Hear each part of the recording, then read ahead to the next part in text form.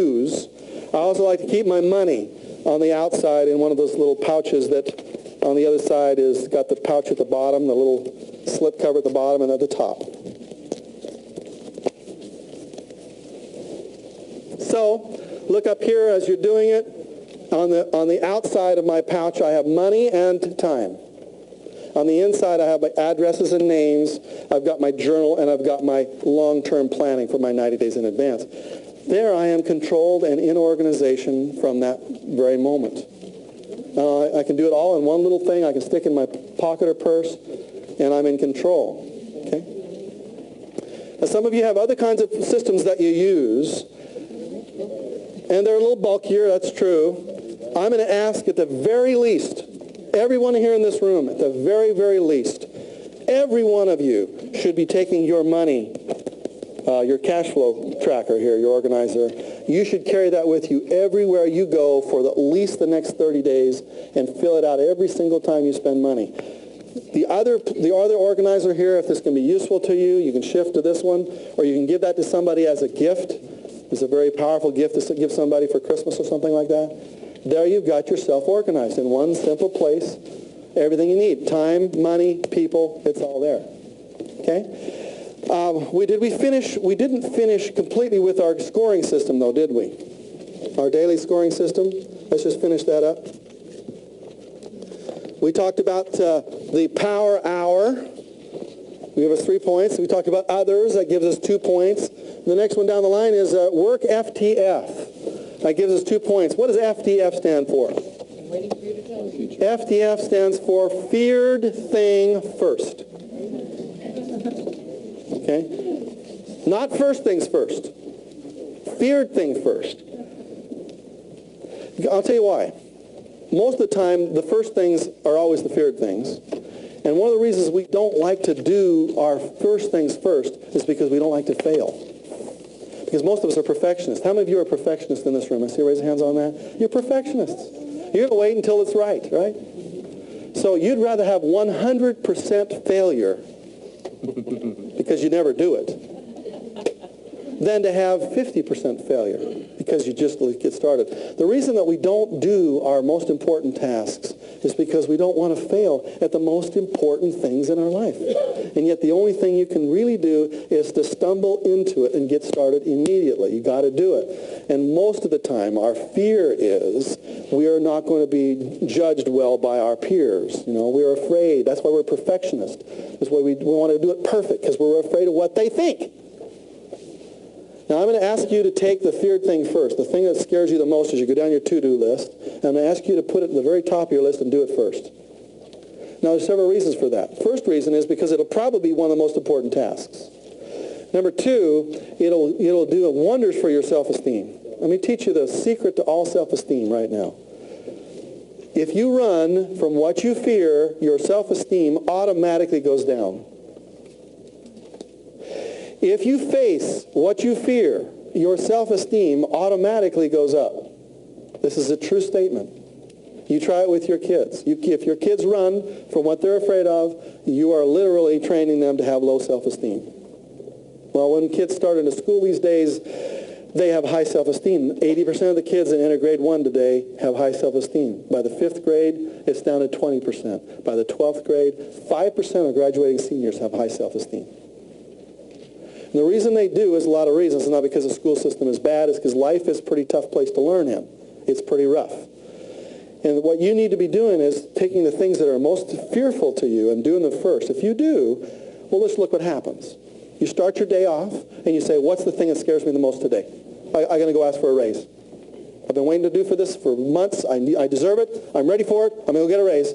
You march right in there at 8:30 in the morning. You say, boss, I got to have a raise. He fires you and throws you out the door. At least you have all the rest of the day to look for a new job. But what happens if they say, well, we've just been waiting for you to ask? So how much do you want? Okay, here's 7%, and you walk out of there, and it's 8:30 in the morning. What happens to the rest of your day? Wow. You're feeling awesome. You're saying, oh, this is great. It makes the rest of your day worth it. Now, if you take something you're afraid of doing and tackle it first, the rest of the day, by comparison, looks easy. However, if you take the easy things and put them first and wait till the end of the day to do the things you're afraid of, by comparison, the rest of your day looks very difficult. Because in the back of your mind, you're saying to yourself, I still got to go ask the boss for a raise. I'll wait till 4:30. So you're going through your to-do list. You're crossing things off all right and left. You're trying to be real happy about this. When you get to the end of the day, in the back of your mind has been this nagging voice saying, oh, you're going to ask him for a raise. It ruins the whole day. Does that make sense? Yeah. Therefore, do your feared thing first. I'm going to challenge you to do that first for the next 30 days. I'll make you a promise. You do your feared thing first. At the end of 30 days, you're going to feel like you can do anything. I'll tell you why. When you walk in the room, you're asking yourself the question, give me your best shot. What's my feared thing first in here? What's the thing that bothers me the most? Come on, give me your best shot. I can handle it. Right? Because if you train your mind to think that way, you're not afraid of anything. However, if you train your mind to think, I don't want to do that, if you're always backing away from things, and when you walk in the room, you're looking for things, I don't want to do that, you're automatically not prepared for life.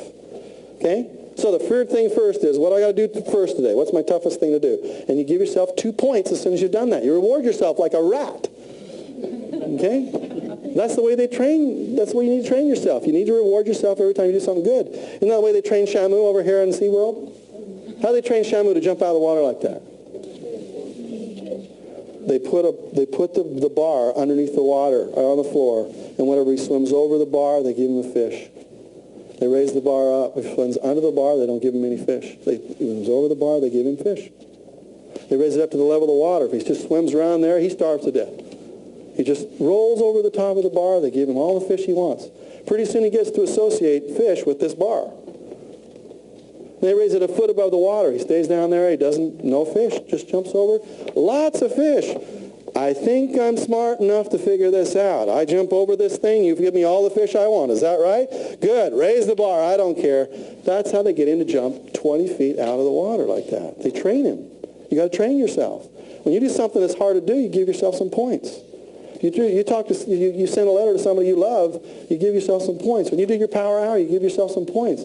And you automatically train yourself to be an awesome human being. Okay? So here's our system. It's all planned together for you. How many of you think that if you did that system for 30 days that your life would be much more in control? Let me see you raising hands on that. Your job and your challenge is to do that. And start with simple things. Like when we go to lunch here in another few minutes, you're going to take that planner with you. You go through what we call the Millionaire Minute. So let's just cover that really quickly. Fill in some blanks before we're done. Since time is money, that's secret number 3.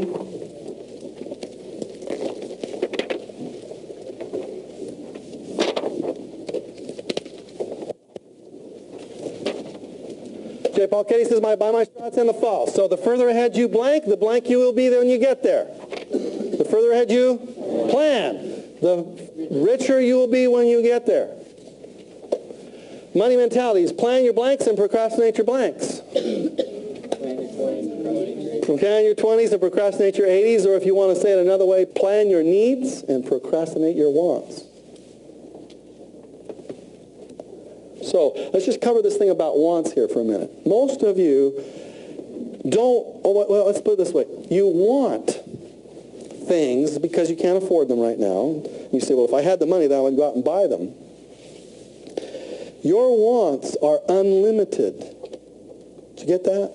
As soon as your level of income increases to the point where you become aware that you can buy it, your wants are unlimited. There is no way for you to outpace your wants. As soon as you make $100,000 a month, you're going to want a Learjet. As soon as you make $1 million a month, you're going to want to, own, a bigger jet. Yeah. In other words, right now your income dictates your wants. But as soon as your income goes up, your wants go up exponentially. What I'm trying to teach you to think of is that if you want to be secure, it's about all you really can hope for. If you want to be secure, you have to have a lifestyle that requires saving, that requires frugality, that requires the real fundamental basics, and that you can really enjoy the trips and the travel and all those kinds of things. You can have all of that, but you got to have a lifestyle that supports that. And let's just take all the things that most people have. They're really going in a huge debt for them, and they're going to really destroy their wealth to get them. So I know I had to get that off my chest, you know. If you look at people who are really wealthy, they are very careful with their money. They are not conspicuously consuming at all. So when I say plan your needs and procrastinate your wants, I'm trying to say your wants are never going to end. All right, 7 minutes to the millionaire minute. Shop for value. It doesn't have to be a bargain. Some bargains are worthless. You shop for value. Buy wholesale. Always get a discount. That's right. And another word to put in there is always get a receipt. Always get a receipt. Don't buy anything from a yogurt to a pen without getting a receipt for it. I want you in the habit of getting a receipt. I want you to stand there and wait for it. I want all the people in line to think you're crazy, because you are. But you're the right kind of crazy. They're the ones that are the wrong kind of crazy. So, blank your receipt. Categorize your receipt. Blank your cash flow. Track your cash flow. Blank your leaks. Track your leaks. In other words, you got to flip it on the backside and blank your receipt. File your receipt. That's what the Millionaire Minute consists of. I look for value. I try to get a discount. I'm trying to buy wholesale. I get my receipt. I categorize my receipt. I'm going to track my cash flow. I'm going to balance my leaks, and I'm going to take that receipt and put it away. And if you'll do that, it takes you about a minute, sometimes 2 minutes per transaction every day. You're up to speed. You need a system for tracking your time and money, and that's what I've given you. I've given you a money tracker, a daily organizer, a 90-day planner, a phone book, and a journal. It's all found in that one little power planner that I had up here just a minute ago. Here it is right here. There it is right there. Your wealth system contains your vital documents files, your owns and loans files, things you own, things you will own, your faucets and leaks. So your money rules are, I extend my blank blank each day. I extend my network planning horizon every day. Every day I got to extend my planning horizon. Rule number 2, I practice the Millionaire Minute. And number 3, I cut my living expenses by... Well, let's do that now here. You notice I don't carry too many credit cards, but I do carry my old platinum card here. It's the only one I carry. Why? I have to pay this thing off every month. No matter how much I spend every month, they get a bill from that, and they want that money. They let me know when I'm late. I have to pay this off every month. It forces me to pay off every month. Now, I've done a lot of research on credit cards. It's really simple. If you want to cut your living expenses by 30% instantly, take all your credit cards out of your wallet and purse and cut them up and throw them away, except for one, which I'll be showing you how to use here in a few minutes. Cut them up, because when you don't have your credit card, what happens? Your spending drops automatically.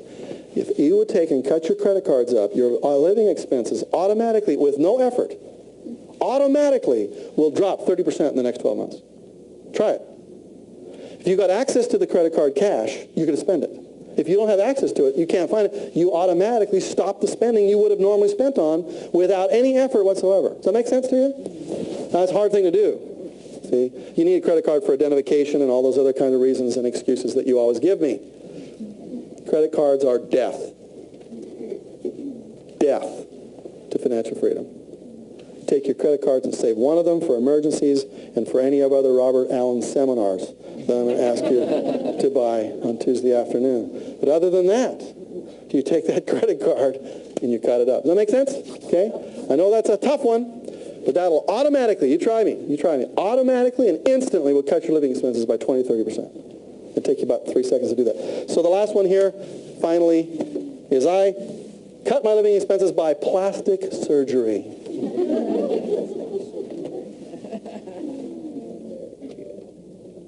All right? Okay, give me a couple more ahas, please. Yes, right over here, sir. 20% of your time makes 8% of your money. 20% of your time makes you 80% of your money. That's exactly right. Another way to put it. Good. Give me another one. Right here. Wants are unlimited and they grow with your pocketbook. Wants are unlimited and they mushroom like, absolutely. Yeah, they go out of control. Yes, over here. The first 10% of charities. Yeah, 10%. 10% to charity, 10% to savings. A lot of you are you're very generous with your charities. You'll send them $50 or things like that. I'm talking for you to multiply your charities much, much more than that, and assume that the universe will pay you back. And I personally believe that the universe will. Isn't that what the Bible says? Bring foods into the storehouse and see, and he says, prove me now herewith to see whether or not I will open up the windows of heaven and pour you out a blessing so there's not enough for you to receive it. The point is, just say, challenge him. Okay, good. I'm going to be good. I'm going to pay my share. You take care of me. Back here. Fail to plan, you plan to fail. That's right. Absolutely. Fail to plan, you plan to fail. Go over here, ma'am. You have two ahas? No. Nature abhors a vacuum. Nature abhors a vacuum, which means? They'll fill it up. Yeah, okay, good. Give me another one. Another aha? There. I really like the Rockefeller rules and how you can instill with your kids like right away. Rockefeller rules, absolutely. Anything else? Yes, man here? Do feared things first. Do those feared things first? All right, there are lots of things we're learning here. We're building a mindset, and hopefully by the end of today, what we're going to do is just shift your awareness about a lot of things you're already doing, but without a context to it. You're doing kind of a little thing here, a little bit over there, a little bit over there, but if they're all put together in a system, it really makes a massive difference. How many of you ever driven off a car lot in a brand new car or even a used car, a new car to you, and you drove off that lot and you start to see that same car everywhere you look, same color, everything? How many of you ever had that happen to you? That's what we call awareness. I'm going to raise your awareness about lots of things, about the monies that you waste are really valuable. We're going to talk about credit cards, all these things that will raise your awareness so that when you see the world of money, you'll see it in a different way. In fact, when we go into investments, you're going to start to notice those little ticker tape things across the bottom of CNN, and you're going to watch your stocks from now on. There's a lot of things going on in your money life that haven't been aware enough for you yet. Now, in our morning segment, we talked about these things. So let's fill in the blanks, because I have some perfectionists out there of just having cows because they haven't been able to fill the blanks in yet on their forms. So let's fill in the blanks, shall we? As Nancy Walker said, who is now dead, she said, money might not mean much to you, pal, but to me it ranks right up there with oxygen. At this point, she doesn't need oxygen either. But money is important. Each dollar bill is a blank with enormous money, with enormous potential. Each dollar bill is a money seed with enormous potential. A few money seeds planted blank can grow into a huge money tree. Consistently. A few money seeds planted consistently. And that's the secret. You got to do it every single month. Never miss a month. Can grow into a huge money tree. You can go rich on the money that you are now wasting. You don't have to make any more. You just have to waste a few less. A penny saved is blank earned. Well, a penny saved, if you just save the penny, well, then a penny saved is a penny earned. But a penny invested is 10,000 pennies earned. Because if I'll invest that money, it grows into an awful lot. The cost of blank is extremely high. Start now. Cost of procrastination is extremely high. Start now. You can't make blank decisions today and expect to be blank tomorrow. You can't make poor decisions today and expect to be rich tomorrow. Every day gives you a chance to test your money rules. For instance, suppose, how many of you ever gotten a parking ticket before? I'm see you raise hands on that. You get the parking ticket, and what do you do with it? You're just so ticked off about it, you just could scream. You stick it in a little slot in the side of your car. You know, you're just going to show them, aren't you? You're just going to show them they can't give you a ticket like that. It matures in there for a while, and pretty soon, how many days does it go by before it doubles? You know, it's 30 days. You ever had a parking ticket double on you? How many of you had that happen? Okay, good. You procrastinated it and it doubled on you. When that happened, you really made a decision that you wanted to be poor in the future. Because your future is going to arrive. You know, you probably said, well, I'll tell you what I'll do. I'll just let this sit until I do my registration next year. And I'll just let it sit there. They're going to go get all my registration. Then I go and I'll pay a check for my registration. I'll pay all my bills, and all my tickets will all be paid off. They'll all be paid off at 200 and 300%. But you don't have the money today, do you? That's why, oh, darn it, I can't afford that $30 ticket today. Can you afford the $90 ticket tomorrow? So you can't make poor decisions today and expect to be rich tomorrow. You have to make rich decisions today, even if it means coming up with money you don't have, because in the future you won't have it either. In fact, you'll have a whole heck of a lot less of it if you wait until tomorrow to pay it. So that's the way you take your discounts today, you make your rich decisions today. When it comes to the rules at the bottom here, I spend my money blank. Wisely, good. I never pay retail, and I save at least blank percent of all I earn, 10% of all I earn. Now let's talk about savings for a minute. Savings. We talked about savings here this morning a little bit. Let's just finish that discussion. Whenever you save money, and you should constantly be looking for saving money, you have to save it. A friend of mine quit smoking here a few months ago, and she says, I saved $50 last month. I said, where is it?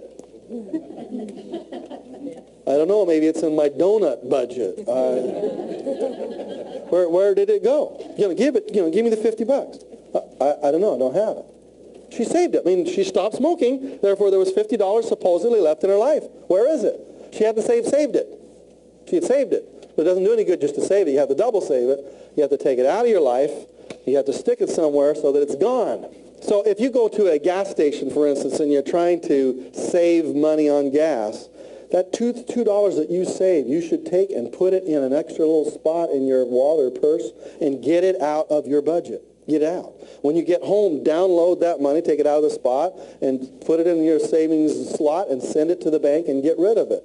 Because you will always spend as much money as you have. You'll just spend up to it. So you should get all this excess cash out of your life as much as possible. And if you saved money on a movie theater ticket, because you went on Tuesday instead of going on Saturday night, and you saved that $3, and don't just pay the $3 for your ticket. Take that extra money you would have saved, stick it in another pocket somewhere, and you get home, get it in the jar that you let build up in there, because you won't notice the difference. I mean, your budget will still be the same. Your life will probably still go on the same without you even noticing it. Is you'll have this extra $200 or $300 or $400 a month that starts to kind of build up over time, and pretty soon it gives you that chance to put money in stocks and bonds and mutual funds and things of that nature. All right, so that's what I call saving, and it's really critical. And so we've talked about 4 skills up to this point. Well, actually, we've talked about 3 skills. Now we're going to go into the 4th, 5th, 6th, and 7th skills. First skill we talked about was valuing it. How many of you are valuing those dollar bills more today than you did yesterday? Let me see, raise your hands on that. How many of you actually filled out your little money tracker there when you got your, okay, good. And most of you wrote down that this is a business expense. Hopefully it was a business lunch. You got to write that off. How many of you let somebody else pick up the lunch for you today? Now those are the smart ones. That's right. We try to avoid writing in our little booklets at all. If someone else will pick up the lunch for you, then that's a real deduction that you want, all right? That's why whenever I go to lunch, I try to not take my wallet with me.